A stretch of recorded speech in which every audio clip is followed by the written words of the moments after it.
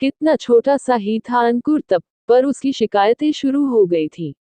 उसकी माँ सुभाषिनी उसे कभी कुछ न कहती। बच्चा है, बड़े होकर समझ आ जाएगी, हमेशा यही लगता रहा। टीचर, दोस्त, रिश्तेदार, मोहल्ले वालों की शिकायतों को हमेशा अपनी ममता की चादर तले ढकती रही वह। बमुश्किल अंकुर ने बड़े महंगे अमीर लोगों के स्कूल से पढ़ाई पूरी की। इतनी खानदानी प्रॉपर्टी है, भला उसे डिग्रियों की बैसाखियों की क्या जरूरत। पर आए दिन उसके पास पैसों की कमी रहती। कभी पिता से मांगता, कभी माँ से। जवान होते जरूरतें भी तो पूरी बड़ी हो गईं। कई लड़कियां दोस्त बन गईं। आए दिन ड्रिंक पार्टी होने लगी। अंकुर शायद 14 वर्ष का रहा होगा जब एक लड़की और उसकी माँ ने घर पर आकर सुभाषिनी से अंकुर की शिकायत की थी। अपने बेटे को कृपया मना कर दे, उसने इसका स्कूल जाना दूभर कर दिया है। अपने दोस्तों संग गंदे गंदे कमेंट्स करता रहता है। उसकी माँ का मन पहली दफा अंकुर के लिए आक्रोशित हुआ था। पर उसी दिन वह अपने नई बाइक से गिर ऐसा चोटिल हुआ कि वह कह ही नहीं पाए उसे कुछ। अंकुर के पिता अपने बिजनेस में कुछ ज्यादा ही व्यस्त रहते थे। उस दिन बिना लाइसेंस बाइक चला रहे अव्यस्त बेटे के चलते थाना का चक्कर लग गया था, सो एक शर्मिंदगी भरी क्रोधाग्नि भड़की थी। खबरदार जो अब मोटरसाइकिल को हाथ लगाया, गलती की मैंने जो तुम्हारी जिद के आगे झुक गया। पिता ने यह कहा पर अंकुर ने अनसुना कर दिया। वे 8-10 लड़के थे जो उसी आयु के थे और सड़कों पर बाइकों से करतब दिखाने व ट्रैफिक को खराब करते। शायद और डांटे पड़ती पर उसकी माँ डेटॉल पट्टी इत्यादि ला उसे लगाने लगी।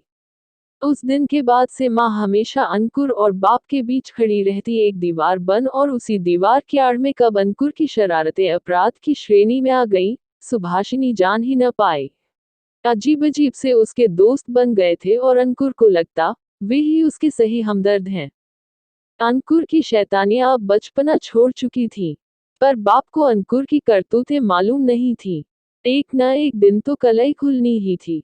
एक दिन अंकुर ने मांग की कि वह गोवा 8 दिनों के लिए दोस्तों के साथ जाना चाहता है। उसे 2 लाख रुपए चाहिए। उसी दिन पिता के पास अटैची में 5 लाख रुपए थे। अंकुर अटैची खोलने लगा। नहीं, मैं इतने पैसे नहीं दे सकता। क्या जरूरत है तुम्हें गोवा जाने की? अटैची छोड़ दे, किसी को भुगतान करना है, वही पैसे इसमें हैं। अंकुर के पिता सीढ़ियों से उतरने लगे और बोल रहे थे। अंकुर उतरता हुआ लगातार उनके हाथ से ब्रीफकेस छीनने का प्रयास करने लगा था। इस छीना झपटी में भला 22-23 बरस के युवक से अधेड़ होता बाप कैसे जीतता।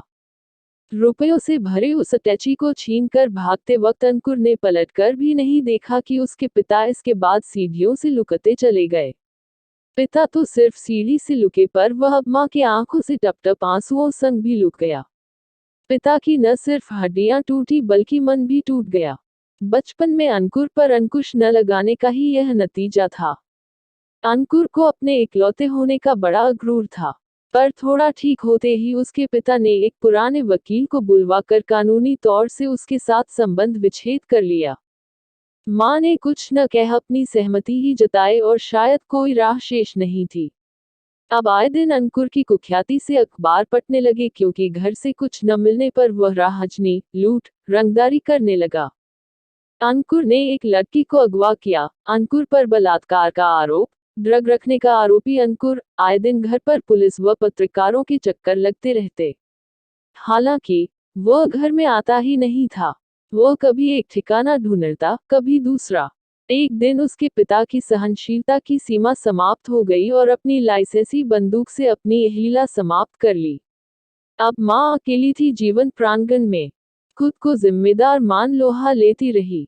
कुपुत्र की कुख्याति से जाने कितने बरस गुजर गए। अंकुर का नाम अब खबरों से बाहर निकल गया था। वह क्या सुधर गया था। मां के मन का एक कोना आशान्वित होता, पर अगले ही क्षण दूसरे कोने जोर शोर से इसे नकारने लगते। मां पति की बची खुची जमा पूंजी को सहेज कर काम चलाती, मनो बेटे के कुकर्मों का प्रायश्चित कर रही हो। उधर अंकुर ने अपनी तरफ से मां बाप दोनों को मरा मान लिया था। उसने पता किया कि मां अकेली रह रही है तो एक योजना बनाई। और फिर एक रात अचानक वह मां के दरवाजे पर खड़ा था एक लड़की के साथ।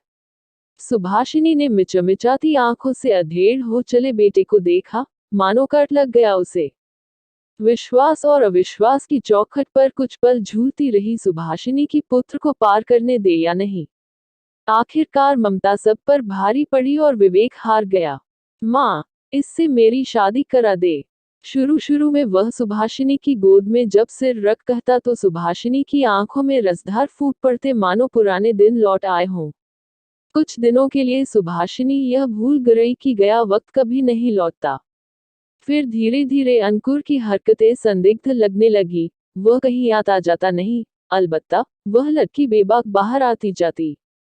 कुछ ही दिनों में वह समझ गई कि अंकुर के रहते बच्चियां सुरक्षित नहीं हैं। बंदर ने गुलाटी मारना नहीं छोड़ा है। सुभाषिनी परेशान रहने लगी। वह साय की तरह उनके साथ साथ रहती, फिर भी अंकुर की कुचेष्टाएं फन काढ़े उसका जीना हराम किए रहती। रात को महरी और नौकर चले जाते तो सुभाषिनी ऊपर के कमरे में सोती। उस रात उसको खांसी का दौर ऐसा शुरू हुआ कि रुकने का नाम ही नहीं ले रहा था। वह दवाई लेने सीढ़ियों से उतर रही थी कि अंकुर के साथ आए लड़की की आवाज उसे सुनाई दी। उफ, और कितने दिनों तक यहाँ छिपे रहोगे? तुमने तो कहा था तुम करोड़ों के वारिस हो। अब मैं और नहीं रह सकती यहाँ। उस ड्रग डीलर के फोन से भी मैं परेशान हो चुकी हूँ। अरे यार, आज ही मैं बुढ़िया को टिपकाता हूँ और प्रॉपर्टी के सारे कागजात व जेवर समेट अब यहाँ से निकला जाए। अंकुर को एहसास नहीं था कि माँ यह सब सुन रही है।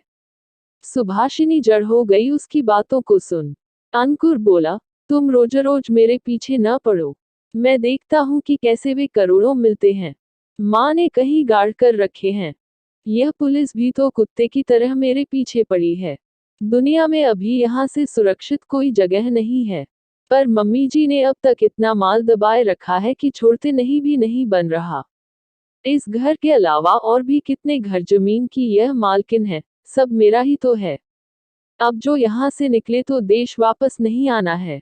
बस किसी तरह निकल जाऊं उस ड्रग डीलर के मुंह पर पैसे मारकर। अंकुर ने ऐसा कहा तो उस लड़की ने कहा, जो करना है जल्दी करो, वरना पुलिस तो बाद में आएगी। वो ड्रग डीलर सुगंधते यहाँ पहुंच गया तो न प्रॉपर्टी बचेगी, न तुम्हारी मम्मी और न ही ये जेवर। माँ को अंदर कमरे की यह बातचीत और हलचल बेचैन करने लगी। जी किया कि उसी मनहूस रिवॉल्वर से खुद को वह भी गोली मार ले, पर इससे तो अंकुर को आसानी ही हो जाएगी। ऊपर कमरे से आ रही खांसी की आवाज ने उसकी तंद्रा को भंग किया।